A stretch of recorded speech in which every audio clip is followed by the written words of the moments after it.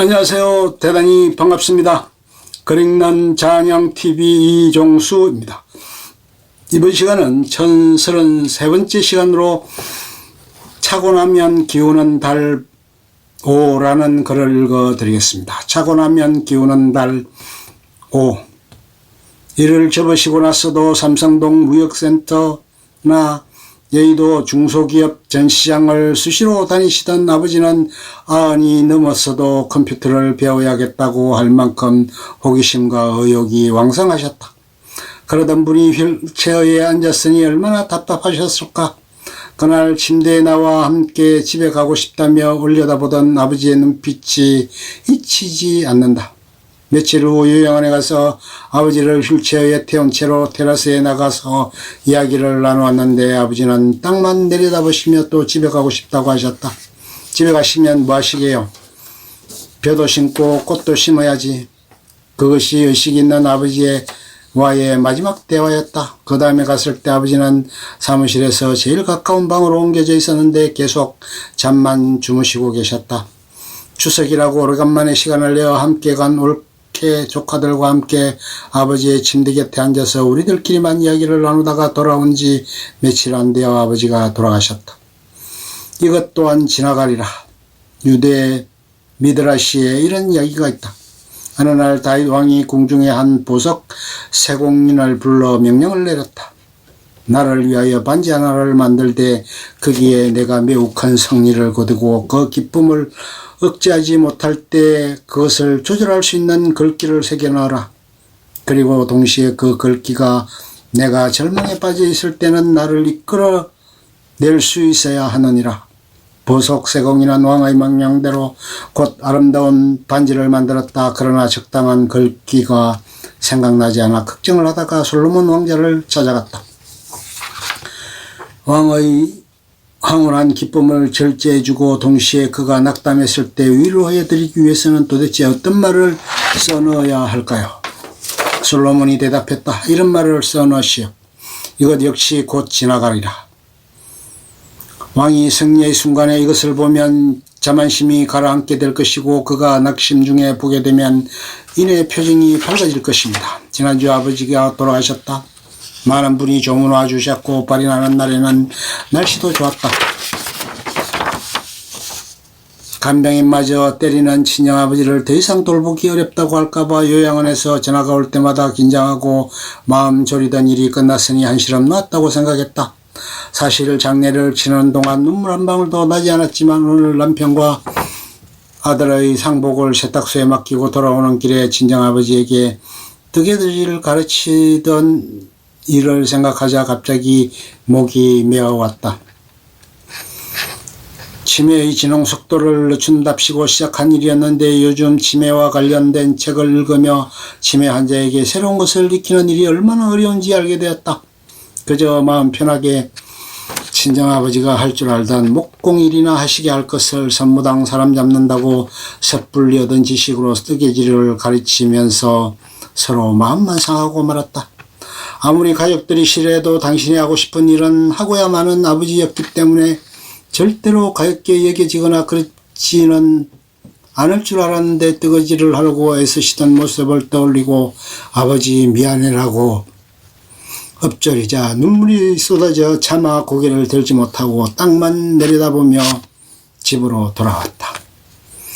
이거를 쓰는 중에도 몇 번씩이나 자판이 흐릿해진다. 이것 또한 지나가는 일이겠지만 내일은 사무제를 지내러 다시 아산에 있는 가족묘지로 간다. 과거에 친정아버지에게 호되게 당한 경험이 많은 우리 형제들은 장례식장에서 아무도 통곡을 하거나 크게 슬퍼하지는 않았지만 외며느리 노릇을 제대로 하지 못했다고 소리죽여 울던 올케가 있으니 친정아버지는 시아버지로서는 꽤 행복한 분이다. 고상 아버지가 돌아가신 것은 추석 연휴 직후여서 다른 분들에게 폐가 되지 않았고 장례식장 잡기도 좋은 데다 새벽에 돌아가셔서 오전부터 장례 준비를 할 수 있어 다행이었다.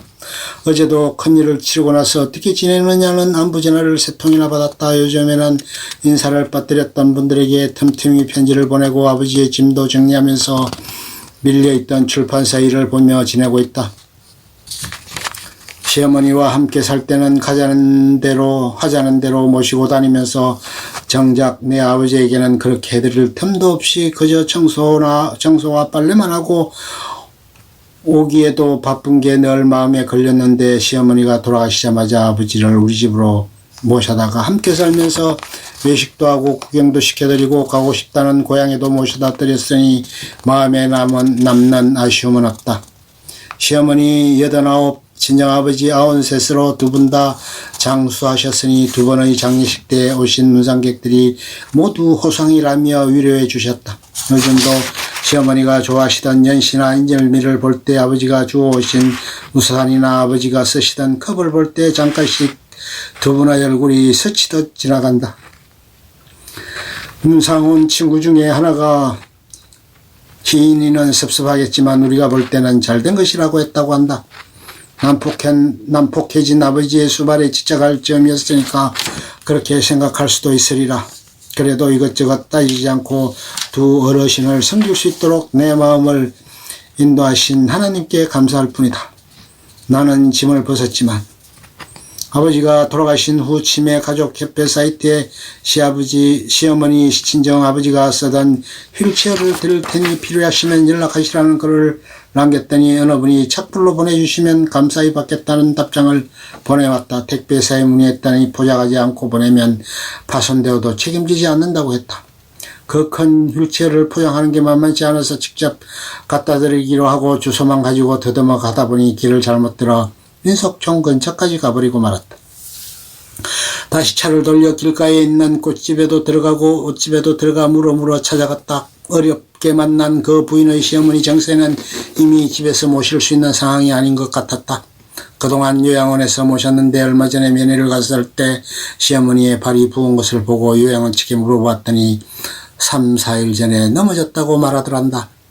그래서 병원에 모시고 가서 진찰해 본 결과 골절된 지 이미 2주 정도가 지난 상태였다고 한다. 그 말을 듣자마자 시어머니를 내다버리고 지낸 것 같은 느낌이 들어서 다시 집으로 모시고 오기는 했는데 자신이 하루 종일 시어머니 곁에 붙어 있어야 한다고 했다. 밤에도 남편이 아니라 시어머니와 한 침대에서 잔다고 한다. 그녀는 휠체어를 받기 위해 나를 기다리는 시간이 너무 행복했다고 했다. 내가 길을 잘못 들어 시간이 걸릴 것 같다고 했을 때도 마음 놓고 천천히 오라고 하면서 이렇게 밖으로 나올 수 있어 좋다고 했다. 나는 그녀에게 시어머니를 그냥 요양원에 내버려 두지 않고 집으로 모셔온 그 심정은 갸륵하나 틈틈이 쉬는 시간을 가지라고 했다. 그렇게 하지 않으면 금방 지쳐버린다고. 왕복 5시간이 걸리는 길이었지만 휠체어를 받고 무척 좋아하던 그녀를 떠올리며 뿌듯한 마음으로 길을 돌아왔다. 해본 사람만이 한다. 큰아들은 이행 같고 작은아들은 엑스트라로 사극에 출연한다고 지방에 촬영하러 내려갔다.